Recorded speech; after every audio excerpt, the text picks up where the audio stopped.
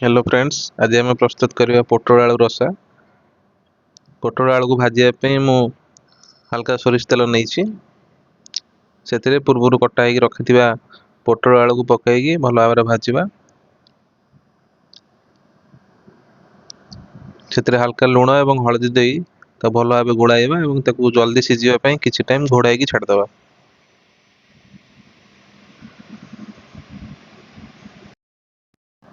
पोटल आलू रेडी होगा भितर आम एपटे मसला प्रस्तुत करवा। अदा रसुण ग्राइंडिंग कर तार पेस्ट रेडी करनवा। देखु एबे पोटल सीझी जाइए, तेणु प्रथम पोटल को काढ़ीदेवी और आलू टे सीझे से आलू को किसी समय भाजवाई छाड़दे।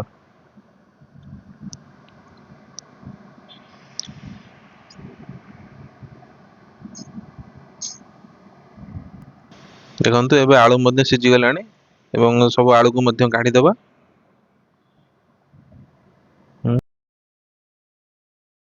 बर्तमान से बंची तेल रे आम मसला प्रस्तुत आरंभ करिया।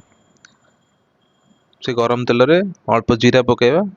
जीरा हल्का नाली है आमर काटिकी रखि पियाज को पकाइबा। बर्तमान पियाज को भल भाव भाजिया जमती कि सी गोल्डन कलर हवा पर्यंत भाजवा। देखो पियाज बर्तमान धीरे धीरे गोल्डन कलर हो आसुची। एबे से ग्राइंडिंग कर रखि अदा रसुण को पकईकी भल भाव घांटिया। बर्तमान आम मसला ऐड करवा। हल्का लुण, हलदी, जीरा पाउडर, धनिया पाउडर, काश्मीरी चिल्ली एवं रेड चिल्ली भल भाव कषिबा। जदि लगी जाए हल्का पानी दे पुणी थे कषिबा। पूर्वर काटिकी रखि टमाटो को पकईकी भल भाव कषिबा।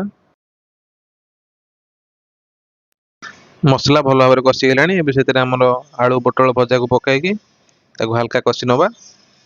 देखो धीरे धीरे मसलार कलर आसीगला। देखो बर्तमान पोटल आलू कषा आम प्रस्तुत हो रुटी सहित खाईपर। यदि आप तरकारी करने चाहते ये हल्का पानी दे मसला आउ किसी समय फुटिया छाड़े से पानी दे फुटिया छाड़ीदे।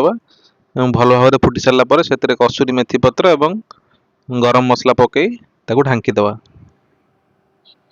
एवं प्रस्तुत हो गला पोटल आलू तरकारी। आप चाहिए भात कि रुटी सहित खाईपर।